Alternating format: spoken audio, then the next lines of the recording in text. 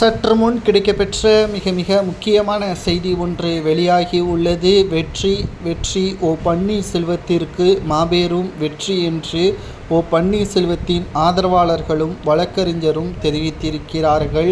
ஓ பன்னீர்செல்வம் அவர்கள் இல்லாமல் அதிமுகவின் தொண்டர்கள் களத்தில் இறங்கி வேலை செய்ய மாட்டார்கள், மறுப்பு தெரிவித்து விட்டார்கள். நேற்று அவசரமாக மாவட்ட செயலாளர்களை தொடர்பு கொண்டு அதிமுகவின் அவைத்தலைவர் தமிழ்மகன் உசேன் அவர்கள் பேசியுள்ளார்.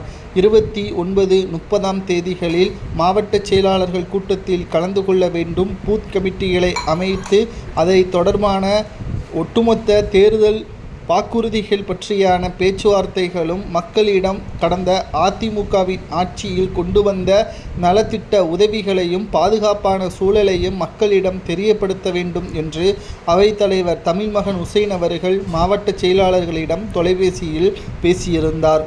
அதில் தென் மாவட்ட செயலாளர்கள் தெரிவித்தது என்னவென்றால், தொண்டர்கள் எடப்பாடி மீது கடும் கோபத்தில் இருக்கிறார்கள்.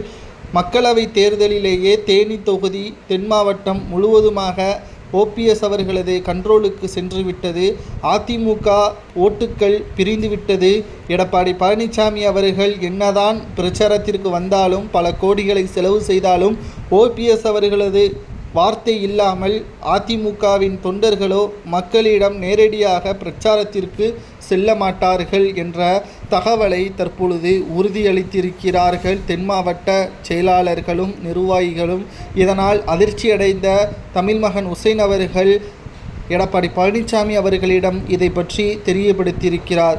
எடப்பாடியின் சுயநலத்திற்காக அதிமுகவை அடகு வைக்கவா அல்லது அதிமுகவில் மறைந்த முன்னாள் முதல்வர் ஜெயலலிதா அவர்களால் அங்கீகரிக்கப்பட்ட ஓபிஎஸ் அவர்களை மீண்டும் அதிமுகவில் இணைத்ததை உறுதி செய்யும் விதமாக அறிவிப்பை வெளியிட்டால் மட்டும்தான் வெற்றி என்பது அதிமுகவிற்கு கிடைக்கும். இல்லை என்றால் மிகப்பெரிய தோல்வியை தான் அதிமுக சந்திக்கும் என்ற தகவலை தான் மறைமுகமாகவே நேரடியாகவும் 2 முறை தெரியப்படுத்தியிருக்கிறார்கள் தென் மாவட்ட நிர்வாகிகள். இதனால் எடப்பாடி பழனிசாமி அவர்களிடம் மாவட்ட செயலாளர்கள் பலரும், கிட்டத்தட்ட 24 மாவட்ட செயலாளர்களும் ஓபிஎஸ் அவர்களது ஆதரவைத்தான் கூறி வருகிறார்கள்.